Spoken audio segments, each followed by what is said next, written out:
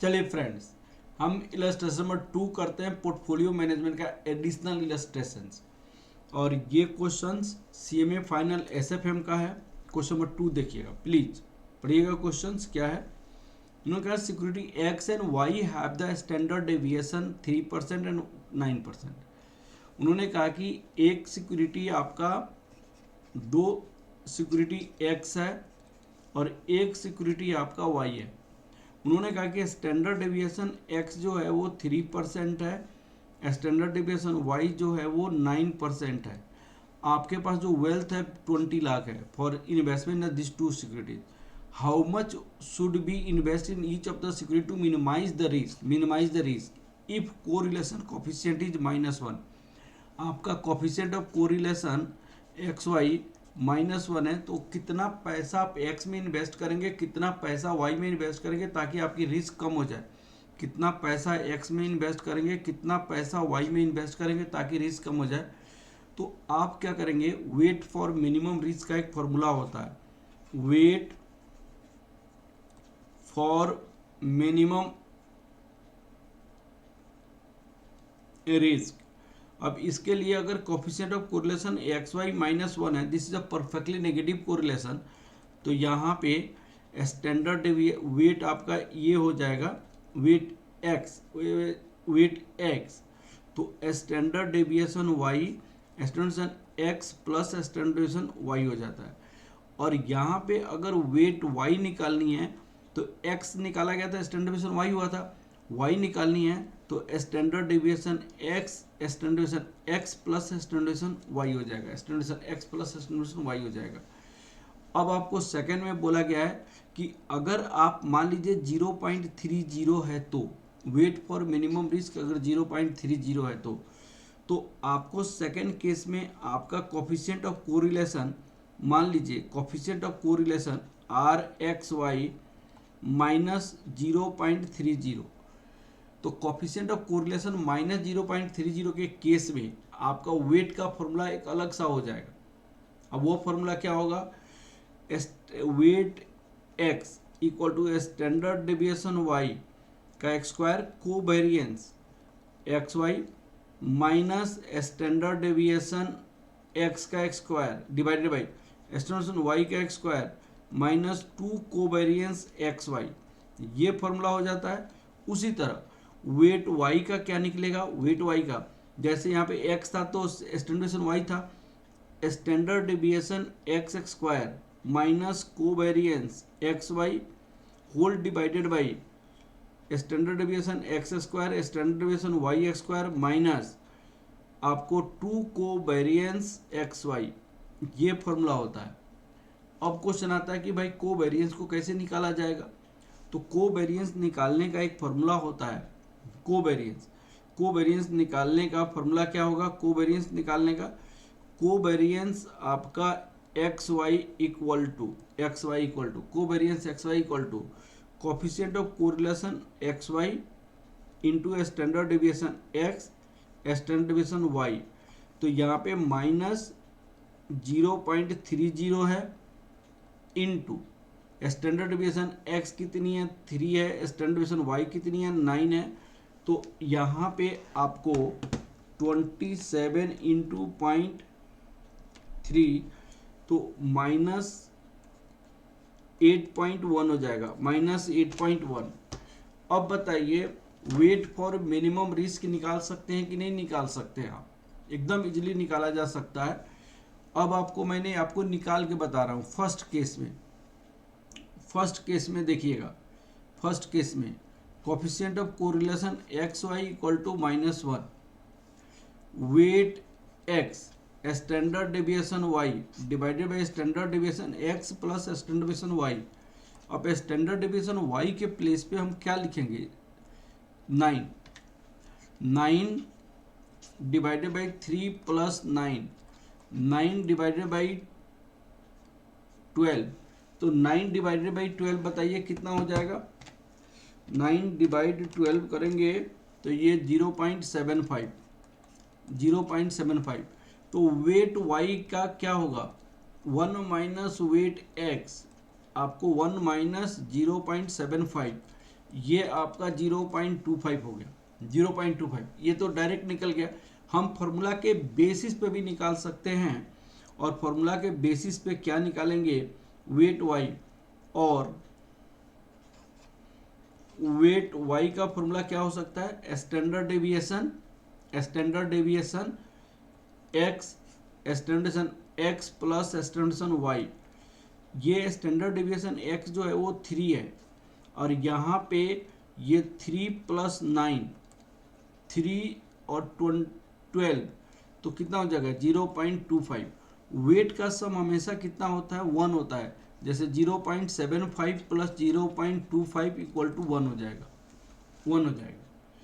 अब आपका second case आ गया। सेकेंड केस में क्या है कि आपका coefficient of x y equal to 0.3 है, -0.3। तो this is the other than perfectly negative correlation, this is other than perfectly, इसको कहते हैं perfectly negative correlation. This is said to be perfectly negative correlation, इसको हम कहते हैं perfectly negative correlation. R x y को हम क्या कहते हैं, other than perfectly negative correlation. R x y को हम क्या कहेंगे, other than perfectly negative correlation, other than perfectly negative correlation. तो इसमें आपको कोवेरिएंस निकालने की आवश्यकता होता है, कोवेरिएंस एक्स वाई, इसका होता है r x y standard deviation x standard deviation y, standard x standard y, तो ये -0.3 इंटू 3 इंटू 9, तो -8.1 हो जाएगा, 8.1। अब इस केस में weight x, weight for minimum risk का क्या फॉर्मूला बन सकता है, weight for minimum risk, weight for minimum risk का क्या फॉर्मूला बन सकता है, वेट फॉर मिनिमम रिस्क। अब जैसे सपोज कीजिए मैंने वेट एक्स निकाला, तो स्टैंडर्ड डेविएशन वाई का square minus covariance x y whole divided by standard deviation x square standard deviation y square minus 2 covariance x y. अब स्टैंडर्ड डेविएशन वाई आपका कितना था, यहाँ पे 9 था, 9, तो यहाँ पे 9 का स्क्वायर माइनस 8.1, यहाँ पे 3 का स्क्वायर, 9 का स्क्वायर -2 इंटू 8.1।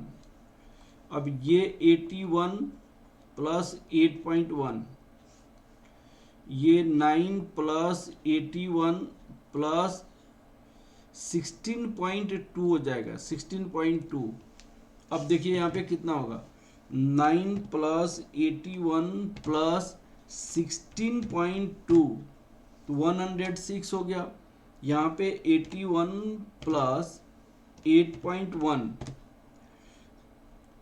81 + 8.1 डिवाइडेड बाई, यहाँ पे हो जाएगा 89.1 डिवाइडेड बाई हमारे पास कितना आ जाएगा, डिवाइड 106.2, तो डिवाइड आपको कितना हो जाएगा 0.84। वेट एक्स का कितना हो जाएगा 0.84, और वेट वाई का कितना हो जाएगा बताइए आप, वेट वाई में कितना हो जाएगा, वेट वाई का एक फॉर्मूला होता है 1 माइनस वेट एक्स, तो 1 - 0.84 है, तो 0.16 इतना इन्वेस्ट करेंगे। अल्टरनेटिव इसका मेथड क्या हो सकता है, अल्टरनेटिव मेथड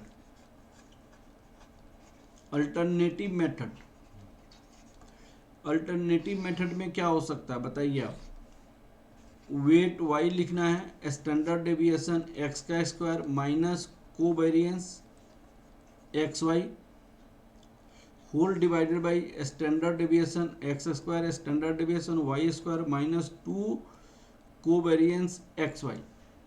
अब इसमें देखिएगा फॉर्मूला देखिएगा, स्टैंडर्ड डेविएशन एक्स का स्क्वायर दैट इक्वल टू 3 का स्क्वायर माइनस यहाँ पे क्या होगा -8.1 होल डिवाइडेड बाई 3 का एक्स स्क्वायर 9 का एक्स स्क्वायर -2 इंटू -8.1, तो ये कितना हो जाएगा 9 plus 8.1 whole divided by 9 plus 81 plus 16.2।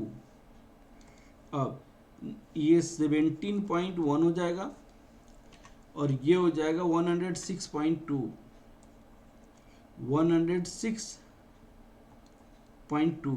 अब इसको आप डिवाइड करेंगे 17.1 डिवाइडेड बाई 106.2, तो ये 0.16 आ गया। तो इस तरह हम वेट निकाल लिए। अब देखिए आपको ये तो तब होता है जबकि कोफिशिएंट ऑफ कोरिलेशन आपके पास कितनी है, कोफिशिएंट ऑफ कोरिलेशन आपका 0.31 है। तो उसी तरह आपका तीसरा केस में क्या है, कोफिशिएंट ऑफ कोरिलेशन आपका 0 है, तो यही फॉर्मूला लगेगा।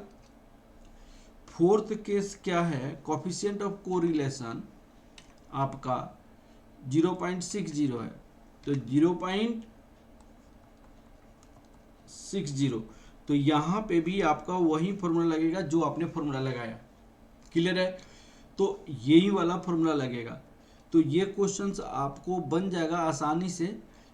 जीरो पे सिर्फ ये फॉर्मूला कब लगता है, छोटा वाला फॉर्मूला, ये वाली फॉर्मूला कब लगता है, ये फॉर्मूला तब लगता है जबकि परफेक्टली नेगेटिव कोरिलेशन हो, जबकि RxY इक्वल टू -1 हो, that is the perfectly negative correlation, तभी ये छोटा वाला फॉर्मूला लगता है, अदरवाइज ये बड़ा वाला फॉर्मूला लगता है। तो ए के केस में छोटा वाला फॉर्मूला लगेगा, ये वाली जो मैंने बताया, और बी सी डी के केस में ये बड़ा वाला फॉर्मूला लगेगा। ठीक है, तो इसकी सॉल्यूशन भी मैंने यहाँ पे प्रोवाइड कराई हुई है। यहाँ पे परफेक्टली नेगेटिव के केस में क्या होगा, यहाँ पे -0.3 के केस में क्या होगा, तो यहाँ पे 0.839 मैंने वही लिखा था, 0.84 लिख दिया था यहाँ पे। ठीक है, और अमाउंट के रूप में यहाँ पे कितना होगा, इन्वेस्टमेंट, जैसे 20 लाख रुपीस था तो वेट के अनुसार से कितना इन्वेस्ट करेंगे, तो इजीली निकल जाएगा। 20 लाख से सिर्फ मल्टीप्लाई कर देना है। ठीक है, यहाँ पे क्वेश्चंस बनाई गई है, 0 पे क्या होगा और 0.6 पे क्या होगा, वेट का फॉर्मूला जस्ट अप्लाई करना है। ये क्वेश्चन कर सकते हैं। चलिए, okay, thank you class, thank you.